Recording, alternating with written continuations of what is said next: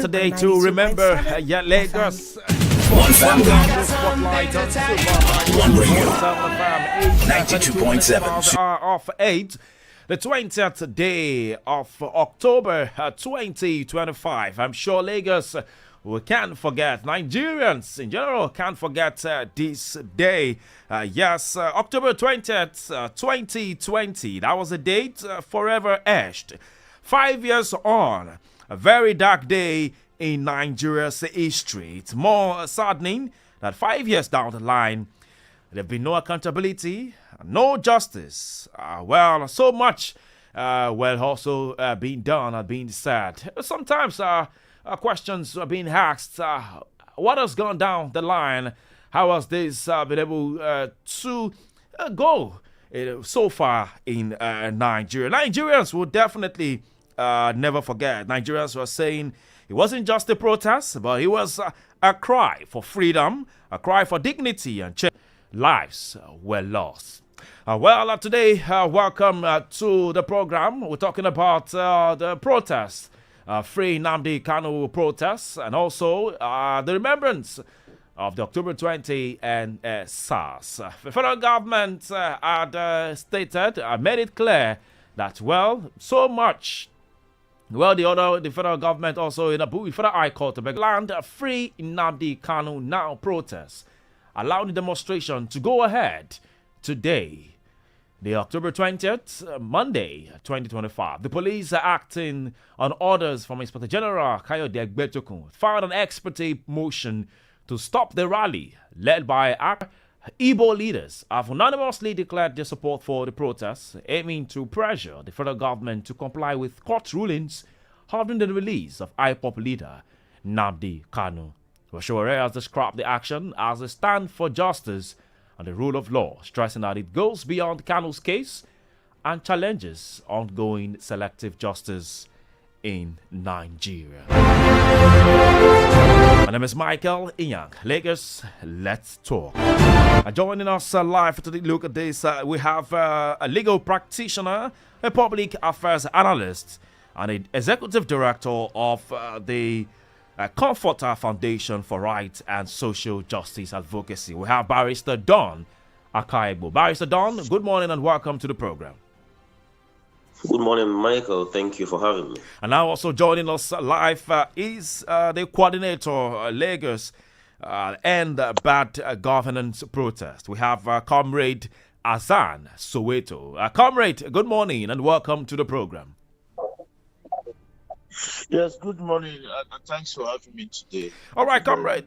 It's a day to remember Lagos when it comes to October 20th in Nigeria. I mean, 5 years down the line, Nigerians will always remember this day. But before we even look at the Free Nnamdi Kanu protest, which has already begun in Abuja, with the updates we're getting, let's look at this, the EndSARS remembering. Well, what do you think? What do you say? Nigerians will say it wasn't just a protest, but it was a cry for freedom, a dignity, and change. Let's take your reaction before we go deeper into this. Soweto. Well, thank you very, very much once again for this opportunity. Just like you said, today is the anniversary, another one of the EndSARS protest 5 years ago. And it's not just an anniversary of a movement against police brutality. It's also an anniversary, of a massacre committed by the Nigerian state against Nigeria's youth in an attempt to push back, at the EndSARS protest and its demands for police reform, its demands, for an end to corruption and a new Nigeria. So that what we mark today, is both the remembrance of a people's struggle, of the courage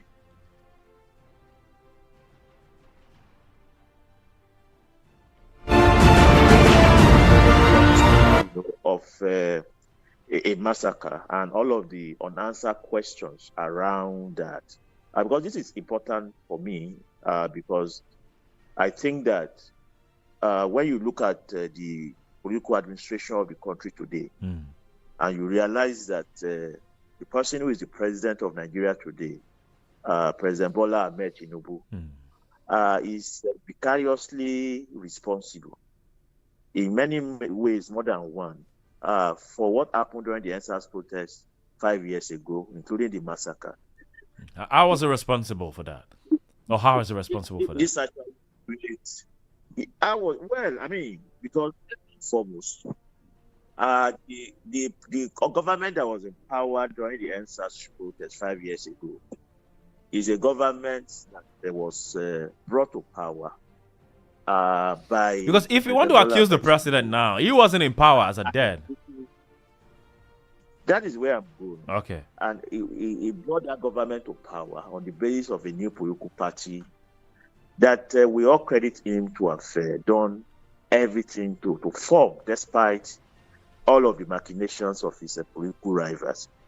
It was a government that is supported from day one to the last day. And the massacre occurred in Lagos, a state that everybody knows, is part of the political empire of President Bola Ahmed Tinubu. The person who was in power at the level of the state is a loyalist of President Bola Ahmed Tinubu.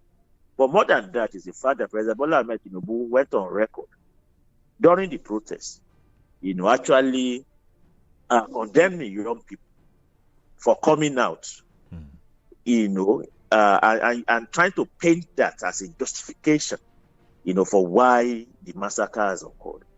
So that when you look at all of these points, and the fact that since that time and up to now, despite the pronouncement of the Judicial Commission of Inquiry, which clearly identifies the Lagos State government, the army, and the police to have been responsible for the massacre, and that despite that, nothing has actually happened in terms of getting justice for the victims, then it becomes very clear that what we have, even since the NSAS protest 5 years ago, is a persistence, of a kind of a government, formed by people who are members of the 1%, and who have created a state that continues to perpetuate injustice, continues to steal the collective resources of the country,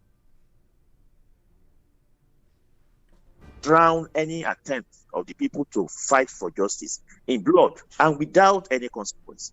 That is what I think the 5th anniversary of the NSAS protest against brings to light. Because right now you have those who are responsible, whether directly or indirectly, for that protest and for the massacre now in power, and yet no justice has come.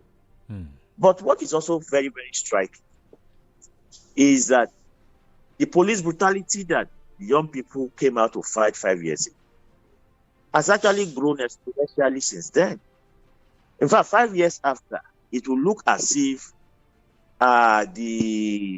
there was no struggle against police brutality in this country, going by the extent of how the police are continuing to carry on in the process of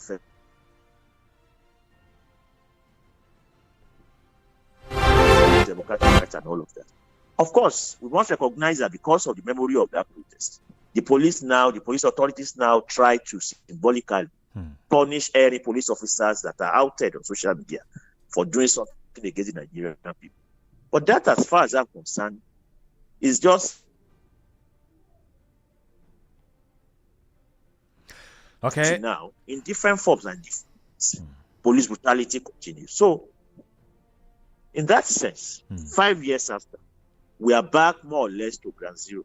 Wow. When it comes to the issues around which NSAS protests, came up about 5 years ago. And that's why on the anniversary today, what we have to tell ourselves is that the struggle for a free Nigeria, the struggle for a country that works for all, has to be ignited again. That is a lesson, I think, that all of us have to take away from today's anniversary. All right, thank you very much. Well said. Let me come to Barrister Don. Barrister, well, you've had Comrade there, but do you think that we've been able to achieve the essence of that protest that was done 5 years ago? I know Probably you witnessed, we all witnessed that how striking it was, the 2020 NSAS protest. Do you think we've been able to achieve the essence of that protest? Well, I agree with the comrade to the extent that we have not achieved anything. In addition to that, don't forget that during that period there were sittings, there were judicial panel sittings for the protesters. They were going to do a white paper and all of that, but that was where it ended. We didn't see anything again. We didn't hear anything. Well, let me touch on that before I go back to what I was saying. Okay. The decisions reached in those sittings confirmed the fact that there was brutality on the people by the reason of the compensation paid by so many people, some of whom I know today. That's a confirmation that there was actually police brutality on the people. Oh, so you have an evidence of people who were being paid by the government for the brutality. That's what I'm saying. One of them today works. One of them today that was compensated works with my NGO, the Total Foundation. Okay, all right. Okay. The only thing I believe the police did was to change the name, was to remove the name. Since you are protesting against, it appears they were insinuating that Nigerians were protesting against the name NSAS and not against police brutality, because police brutality continues till today. And of course, I'm a human rights lawyer. I interface with police and the people all the time.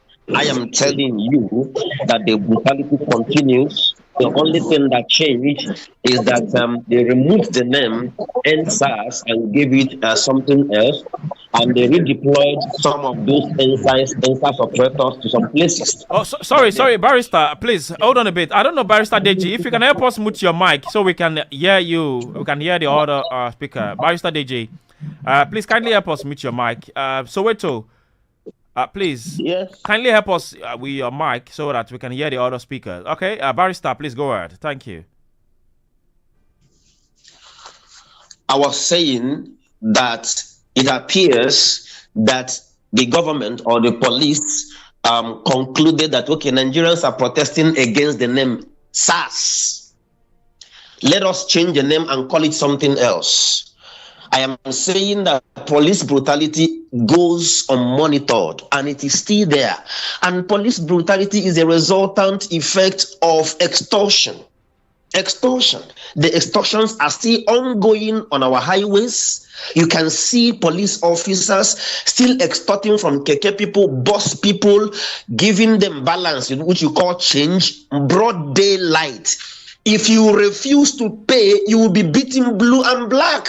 That is the same thing that happened during that led to the protest. So, in my own respectful view, what has changed is the name, but the culture remains.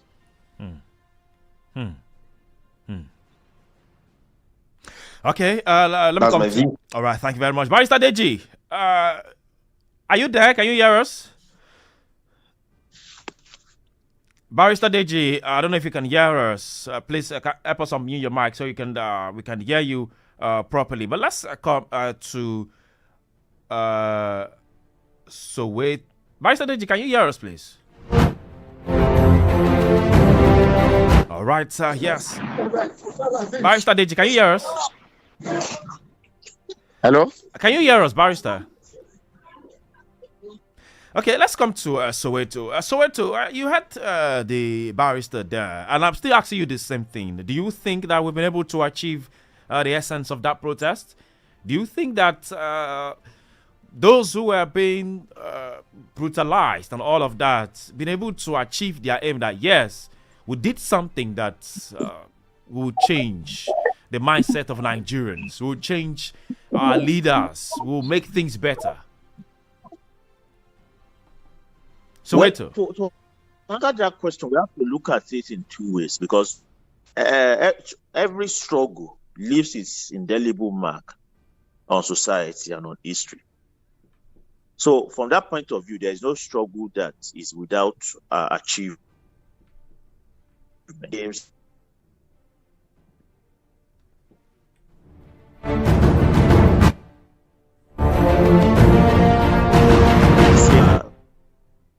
an Europe.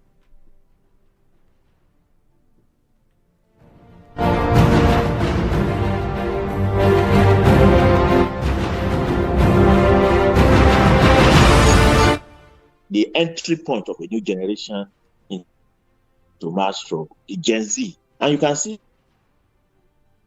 not just in Nigeria, but across the world, across Africa. The Financial Times had, an editorial today with the title, if I remember clearly, the entry of the Gen Z into world history or something like that. So that, in that sense, young people of a new generation have become a defining factor when it comes to determining the political destiny of many countries. And you can trace all of that back to the NSAS eruption in Nigeria and the example it gave, which continues to go from one country to another. In Nigeria itself, NSAS has become what their power is, what they could achieve, and why they cannot just continue to be satisfied with status quo. But in terms of its aims and objectives of ending police brutality, of defining a new country and all of that, obviously that has not yet been accomplished, and that's why we have to continue to see how we organize towards that end. All right, now let's head straight to our correspondent who is right here in the Lekki toll gate. Well, we've been joined by Creda Ngadi, who is right there at the Lekki toll gate. We remember that's it's a symbolic place when you talk about the end SARS protests. Well, okay, Creda Ngadi, who's right there at the Lekki toll gate. Creda, I don't know if you can hear us, but let's have you. What, Creda Ngadi, what's the update? Can you hear me? All right, yes, we can hear you. What's the update like? What's happening right there at the Lekki toll gate?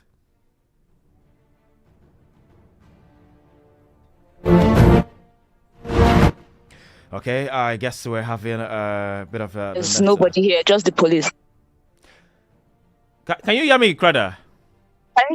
Can you hear me, Michael? Okay, I can hear you clearly. Can you hear me? All right, so what is it like? What's the situation like at the Lekki toll gates? We heard that security agencies are already in place, stationed right there at the Lekki toll gate. So what's the situation like? That's correct. What about... That's correct, yes. Just the police here right now. So do we have... And everywhere is calm. Okay. So how about the people? Yeah, are there any maybe numbers of people who are trying to in any way come together in the form of protest or in form of remembrance for the day? Not really protest per se. No, there's nobody. Press, we are making a report. There's nobody. There's nobody here right now. Just people going to work, coming back to and through Lekki toll gate. There's nobody here now. Just the police force as well. All right. Thank you very much. How about movement? Do you have free flow of traffic and all of that? Yes, there's a free flow of traffic. People going to work, people coming back in through the toll gates. Free flow of traffic, yes, there is. Okay, has the police been able to address the press crew in probably or coming to say one or two to the press crew, press members, other press men who are there? Currently, there's no other press member here in sight. Okay. Yes. All right. Thank you very much. That's Creda Ngadi, our correspondent, who is right there at the Lekki toll gate. It's just for us to know what's happening and how it is. Right. Don't forget, 5 years ago, that was the scene where Nigerians, Lagosians, gathered to say, well, had bad governance, had bad leaders in Nigeria. And that's the questions we're asking right now, that 5 years down the line, have we been able to achieve our aim? Have we been able to make our progress in terms of all of these protests? Well, we'll still have right here, the coordinator of the End Bad Governance protest in Lagos, Comrade Azan Soweto. We'll still have also a lawyer, the barrister Don Akaegbu, who is a public affairs analyst and also the executive director of the Comforter Foundation for Rights and Social Justice Advocacy. We'll still have a lecturer who is also a barrister, Deji Olale, a public affairs analyst and also a lawyer. I don't know, Barrister Deji, we'll need to hear from you also. Are you there? Can you hear us properly? Barrister Deji, I don't know if you can hear us. Barrister Deji. Okay, while we try to also wait for connection with the barrister, let's come to Barrister Don Akaegbu. Before we go into conversations of the free Nnamdi Kanu protest, a lot of things has gone down right now in terms of this end bad governance or end SARS protest. Remember in 2020 when infrastructural things were being damaged. Even till now, the government is saying that they are still struggling to put all of those infrastructures in place, struggling to replace all of this. Moving forward, what do you think? What's your advice to the government? Because if you look at other countries now, Madagascar, even we just had one recently in Cameroon also, the youth are taking over in protest. We saw so all of this happening in different parts of the world. What's your advice to the government? That question will come to you also, Soweto. But let's hear from Barrister. All right. First of all, I want to state clearly and truthfully that here in Nigeria, I don't know about other countries. I don't live there. Here in Nigeria, protests are largely, or should I say, always peaceful. And of course, it has constitutional backing. It is the police that always occasion breach of peace.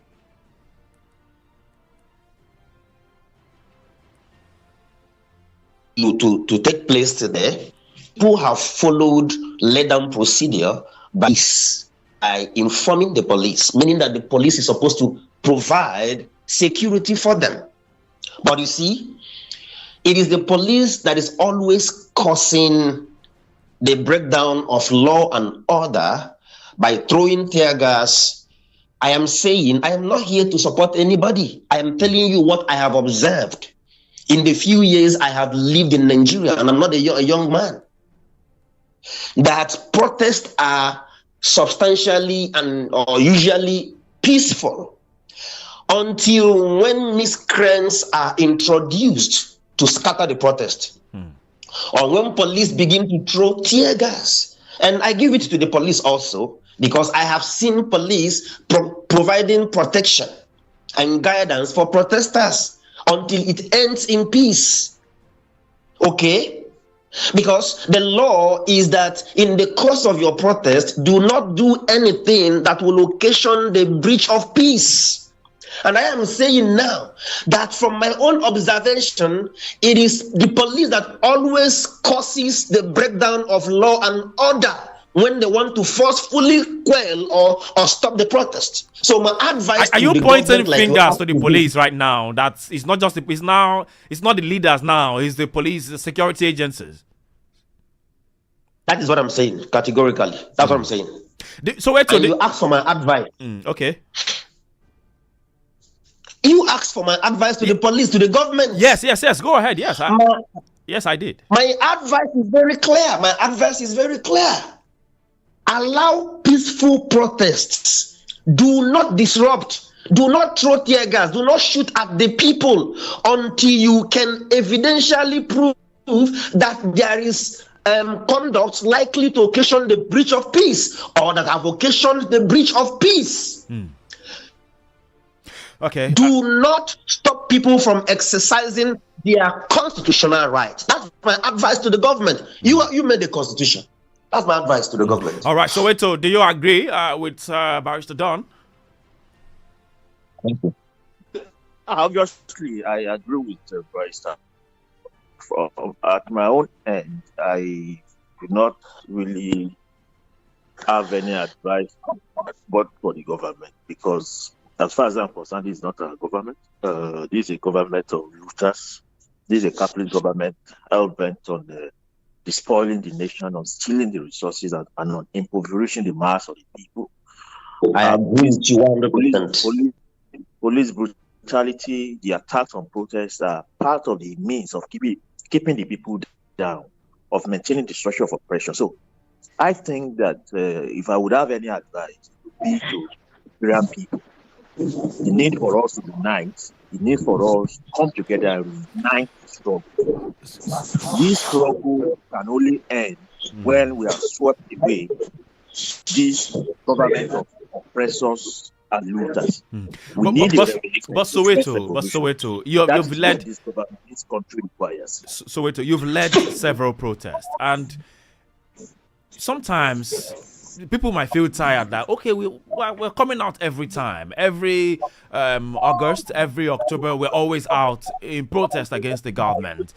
But yet, business as usual continues. It seems the government turns deaf ear to whatever agitations you are making. So is it not time to say, okay, let's create an alternative advice or talk? So let's do something where the government we can sit and then talk. A government that does not respond to protests is a government that doesn't listen to its people. Sitting down with such a government is a complete waste of time. So that is why what we need actually is to go from protest to a revolution. Why we have not yet won the victory we need is because people still think that protest alone will do it. Look at ASU, for instance. ASU has been striking for decades. And on the same time, does that not tell you that we actually need a revolution to sweep away the status quo? So we need to move from protest to revolution. That is the lesson that NSAS teaches us today, 5 years after. Protests are not enough. We need a revolution to sweep away this government of looters. We need a new kind of society, a government formed by the working class and ordinary. That is the kind of government that will begin to address crises of oppression, of poverty, of unemployment that's facing the Nigerian people. 139 million Nigerians are multidimensionally poor. It's a crisis that we are facing right now. Over 100 million people being poor. It's a global emergency. But the ruling elite have no solution. Only a All right. Thank you very much for that. Barrister Deji, I don't know if you're ready to talk to us now. I have tried to reach out to you. Barrister Deji. Yes. I've always been ready. Okay. To talk to you. Okay, quickly. My friend. All right. Before we open the phone lines, quickly, you're taking all of the conversations. We're talking about the NSAS. Well, it's unfortunate that we have an insensitive government, a government that is reckless, a government that is indifferent to the sufferings and the pains of the Nigerian people, a government that only believes in the use of force as an active force, as an active means to repress its own people, a government that has not provided employment, a government that has not provided any benefit to the Nigerian people. And it's unfortunate that all that people suffered over the NSAS, none of the issues that had been on the table have been addressed by this same government. And I wonder what is the special interest of government in protecting that toll gate? Is it a national asset? Is the toll gate a national asset? Is it a property of the federal government of Nigeria? Why do they mobilize police force, troops of police force all the time? People want to protest to that place. It's an aberration. It's completely unreasonable. Is it logical? Is it sensitive? What is the big deal about that toll gate that the police will be protecting it day and night? There are other national assets that have been destroyed in the past without any police presence. There are other properties of federal government that have been destroyed by hoodlums, by kidnappers, by abductors, and all kinds of people. They have never protected any of their assets. Why are they sending a lot of police to that toll gate? What is the big deal about that place? Maybe they need to tell us.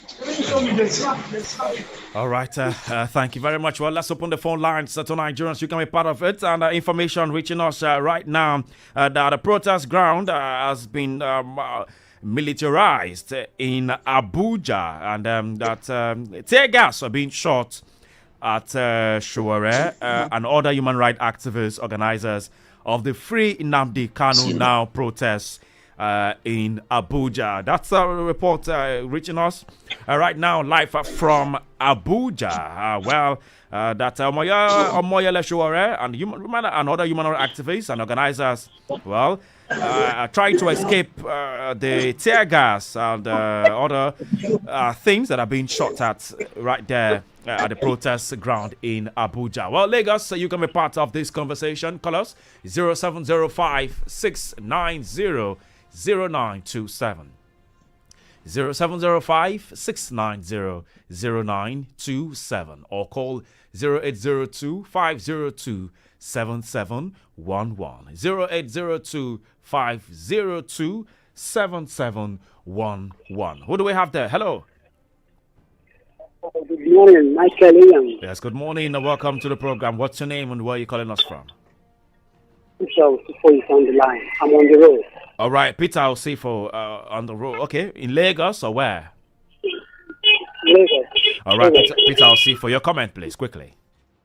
Thank you very much. Since the anniversary of Peter's protest that took place 5 years ago, we now hold the athletic project, probably because the protest in chief, who is Omoyele Shuare, in Abuja at the moment, protesting for the release of Nnamdi Kanu. I, for one, I don't support protest in any way, because I know protest leads to chaos. And those people in your guests in your studio who are always advocating for protest and saying positive, things about their protest. I know that they themselves cannot go and protest, and none of their families will be allowed to even protest.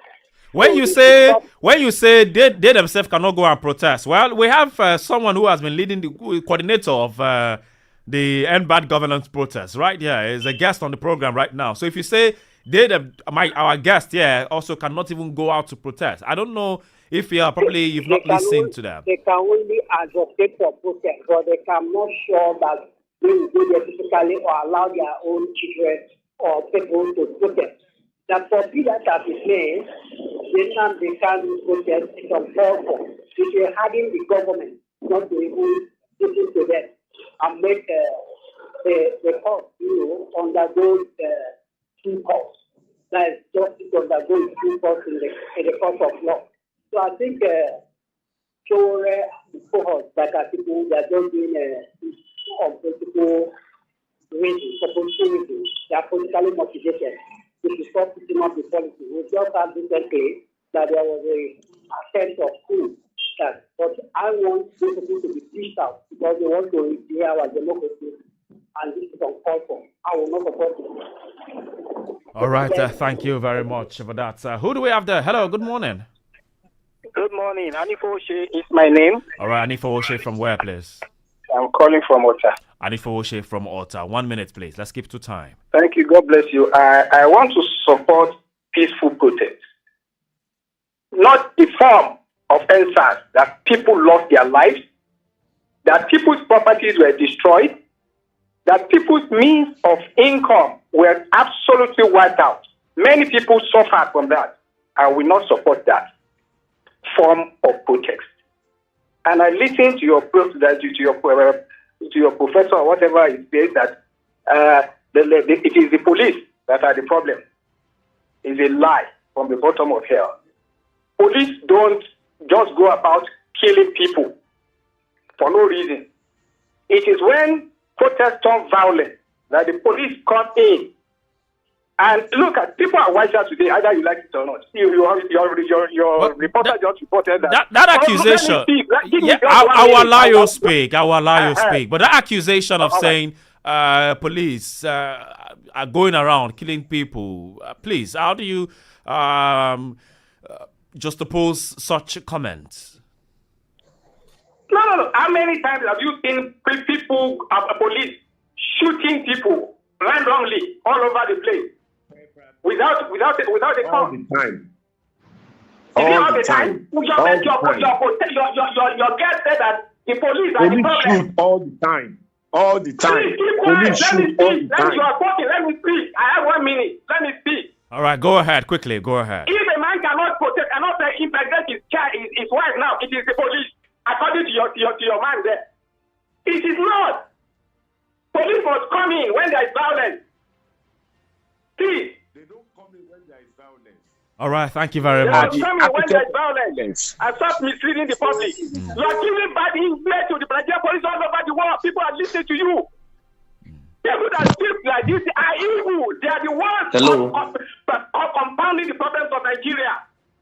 Please, bring in the right people to teach to Nigeria and to the world. Thank you. God bless you. All right, thank you very much. Well, our guest is a renowned lawyer who speak not just because he's talking, but because he had experiences with all of this. I don't know if Barrister Dodd, you want to make comment on this, but quickly, okay? Yes.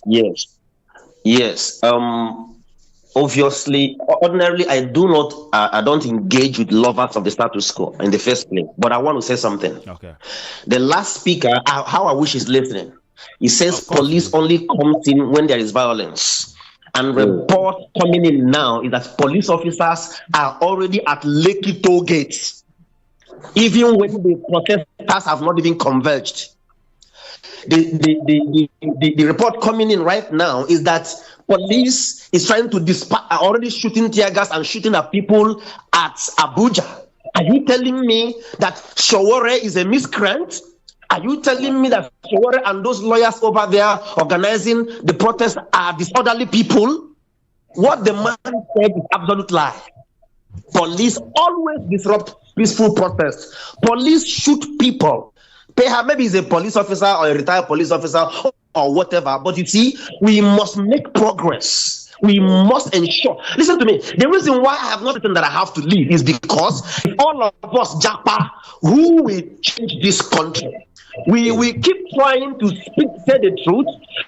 We will keep trying to maybe protest more and more if the previous protests have not produced results until we see change. Nigeria cannot be the richest country on earth and the poorest country on earth at the same time in the hands of demonic looters. We will protest more, and I maintain my stand that it is the police that always disrupt peaceful protests. We are here in Nigeria. That's the truth. Okay, Barrister DJ, you want to quickly? Yes. I want to say that the Nigerian people have suffered enough in the hands of the Nigerian police. The Nigerian people pays the police for their protection. Stand movement even against the police in this country, and we don't want to get to that point. So long as police makes peaceful protests impossible, they will make violent one inevitable. The last EndSARS protest, it was very, very peaceful until the police started beating up, started shooting and killing people. It was at that point it became violent. All right. So the Nigerian police should be properly addressed as to how to manage mass movement. As of today, they are very unprofessional in their attitude and in their mentality. You see, you don't have a right to disperse with violence using force and the apparatus of the state to disperse protests. It's unconstitutional, it's illegal. And by the time the Nigerian people begin to take police people who are doing this accountable charged to court, people rising up against the police, maybe they will learn a lesson. That's where we are right now. All right. Obviously, they don't want Nigerians to start a resistance movement because that's where they are pushing the populace. All right. Soweto, you also want to make a comment?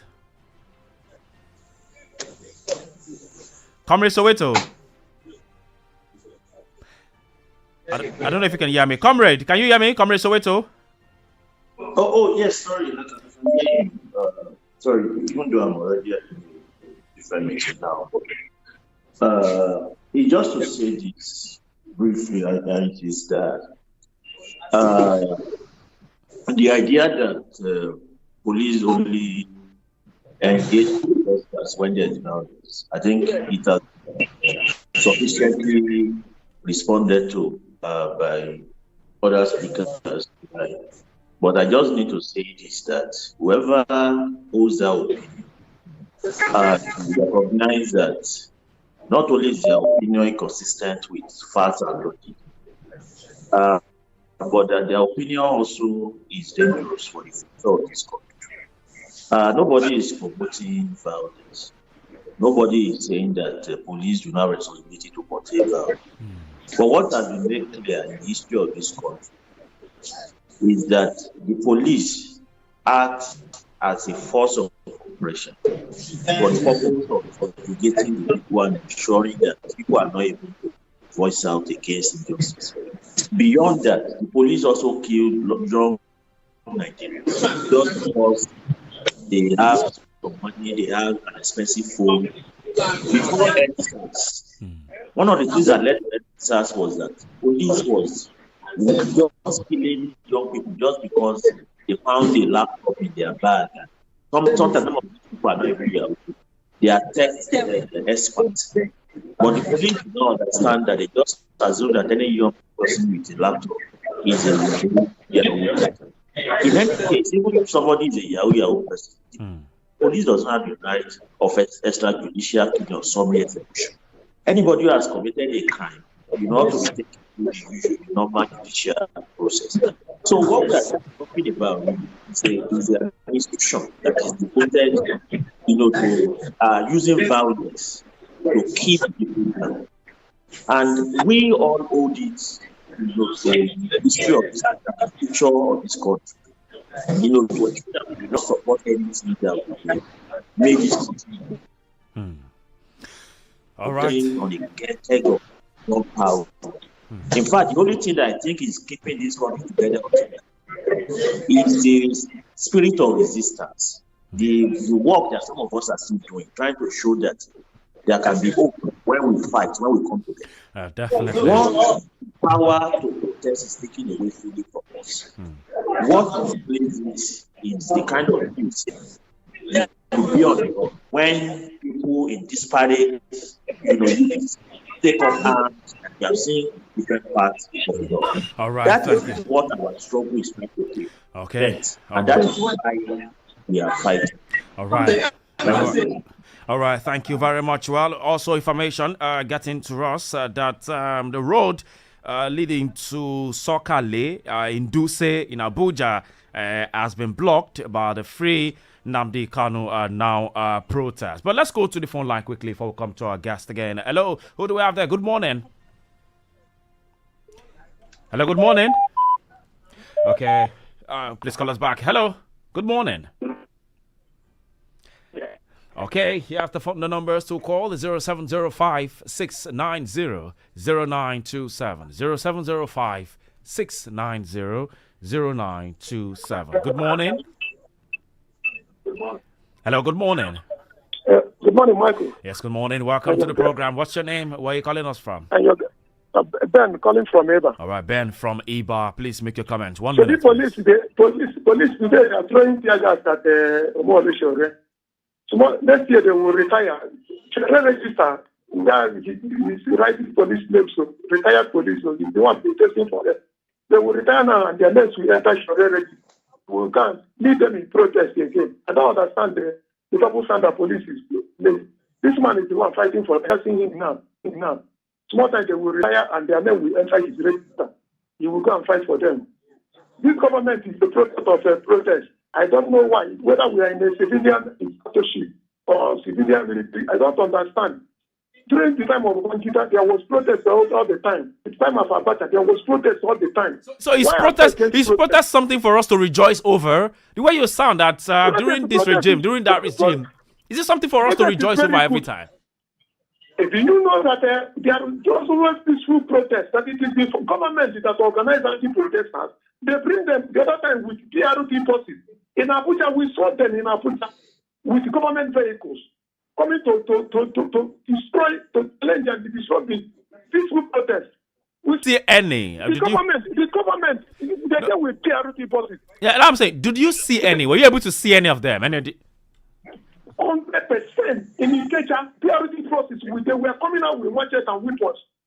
In 2020 anti-protesters, that even the protesters had to go and hire thugs to come and protest them. It was government that used to send anti-protesters to come and disrupt peaceful protests. So why are they afraid of protest? Because they're not performing well. They are performing badly. All right, It's a very bad government. They are not handling the economy well. That is why. thank you very much. Government is a very bad government. Thank you. God bless you. Thank you very much. Hello, who do we have there? Good morning. Hello, good morning. Good morning. What's your name? Where are you calling us from? Yeah, you have Ahmed Kuti from Oworu. All right, Ahmed Kuti from Oworu. Please go ahead. 1 minute, please. Nigerian police. Have they forgotten they live among us? We have their families living among us. We live in the same street. Because government will send them errand. They won't think twice before they carry out their assignment. Peaceful protest, this is what we are talking about here. Why did they shoot tear gas in Abuja? What's the reason for that now? Are the protesters being violent? Are they being violent? No, not at all. I don't know. Why are they behaving like this? At the end of the day, this protest we're asking for police too. We protest for police too. Have they not been treated as well? Because they are working for government. They won't think twice before they carry out whatever the government asks them to do. And right, thank you very much. That are fighting for them. Wow. All right, as well. Hello, who do we have there? Good morning. Good morning. Welcome to the program. What's your name? Where are you calling us from? Yeah, this is Ebube calling from Lagos. Ebube from Lagos. Ebube from Lagos. 1 minute, please. Yeah, you see, all the time I'm hearing protest, but 1988, there was a protest against Bangida's wife. That you have the best boutique in that time I was I saw everything going on. All right, 10 seconds more. Yeah, and look at the good rock different. There was a protest. Police were guiding people, giving them the seat. Why this time? From this APC government, any protest killing people. Why killing people? All right. Why killing people tear gas? All right, thank I you. didn't know human being. I protested in my family when I was when I was going to school because I was not given a good provision. I protest. My father increased it. All right, thank you very much, Ebube. Thank you for your comment. That's who do we have there? Hello, good morning. Hello, good morning. Welcome to the program. What's your name? Where are you calling us from? Thank you very much. My name is Malam Bello. I am calling you from Wood in Kano State. All right, you're calling from Kano. You're in Kano right now. Yes. All right, please go ahead. Thank you very much. You see, what I want to mention is, if you remember in 2016, the masterminded of Mandela bombing, his name is Kabiru Okoto. If you remember, on Christmas Day, he was alleged to have bombed a Catholic church in Mandela that killed about 190. At the end of the day, what happened because he was discharged because of lack of evidence against him in this very country. So many abnormal things concerning the insecurities happening in the north here, which every one of us, including you, know that such thing is happening in this country. Nobody was questioning, nobody was brought to book. You have 10 seconds more, please. Yes, why this of Ilandi Kanu, or what is his name? Why is his own different? The same thing that he was alleged to have committed, Sunday Igbo, did the same thing in Southwest here, and he's working free in the spirit of Southwest here without being questioned. So what I am trying to emphasize is that this guy should be released immediately unconditionally. He should even go beyond him. There are so many innocent people that are kept in captivity in this country. He should go beyond the releasing of Nnamdi Kanu, only Nnamdi Kanu, all the innocent Nigerians in this. Thank you. Thank you very much. Thank you very much. Well, quickly, let's come to our guest. Well, Barrister Don, Barrister Deji. You are our guest that says, why is this Kanu's own different? Even the governor of Abia State, The governor of Anambra State, I beg your pardon, Soludo, has said that he doesn't believe in Biafra separatists. And police have also, we got a report that police had arrested the lawyer of Nnamdi Kanu, that's Ejimako. So all of this. And then people are saying that, well, what's the difference between this Nnamdi Kanu's and Sunday Igboho's case? All of this, quickly, because we're out of time. I don't know, maybe Barrister Deji, you want to quickly address this in 1 minute. Yes. Let me say that the right to self-determination is a right of every human being, either individually or as a group. The agitation for Biafra. The agitation for Biafra is a right to self-determination. And every person, every group is entitled to agitate which state they want to belong to.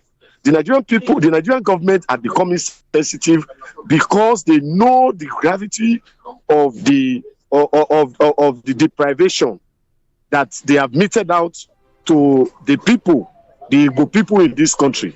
And that's why they are jittery every time they hear that word Biafra. It's really unfortunate that we are in a country where people cannot express their views, their opinion about the state of the nation. And like I said earlier on, those who make peaceful change impossible, they only make violent one inevitable. And we don't want to get to that point where people will begin to build up resistant movement against the government of the country.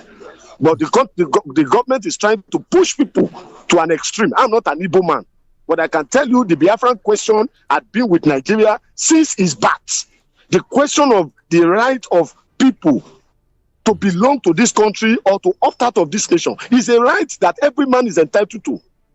If you go to Europe, Scotland decided by referendum that they don't want to belong to the UK anymore. And they are on their own. Ireland, Northern Ireland, all other countries. Britain opted out of the EU. There was no violence about it. If a particular group of people decide that they don't want to belong to this country, why should we force them? Why should we insist they must stay at all costs? Why can't you conduct a referendum? All right, because of our time, let's So these are the issues. I don't see anything that Kanu Nwankwo has done. Okay. He has a right to agitate what is agitating. It is for government to sit down and resolve the question. All right, thank you. Well, Kanu Nwankwo is a footballer. We're talking about Nnamdi Kanu here. But quickly, let's come to Barrister Deji. Yes, I understand. Yes. Barrister Don, quickly, we're really out of time. We just have about 15 seconds to leave the studio. Quickly, your take. Don, can you hear us? I can hear you clearly. All right, quickly. We just have about 15 seconds to leave the studio. Your take, Well, I would have loved to use today to educate Nigerians about the right of self-determination. Because United Nations Charter Articles 1 and 55, International Convention on Civil and Political Rights, International Convention on Economic, Social and Cultural Rights. But we can't go that far. But quickly, just 5 seconds. That's what I'm saying. I am telling you in support of what the last speaker said. The right to self-determination is a right. Nigerian government doesn't just want to listen. And we don't know what about the case of Kosovo in 2008 and case of South Sudan in 2011. Are they not examples of profession? Well, gentlemen, we have to go. Probably we'll continue the conversation some other time. Barrister Don Akaibu and also Barrister Deji Olaleye. Gentlemen, thank you for your time on the program. It's a pleasure to be on your program. All right, that's how much far we can go on the show this morning, Lagos. Let's do it again, same time, same station. It's 8:30 down to 9:30. I am Michael Inyang. Please do have a beautiful day. We don't just talk. You're one family.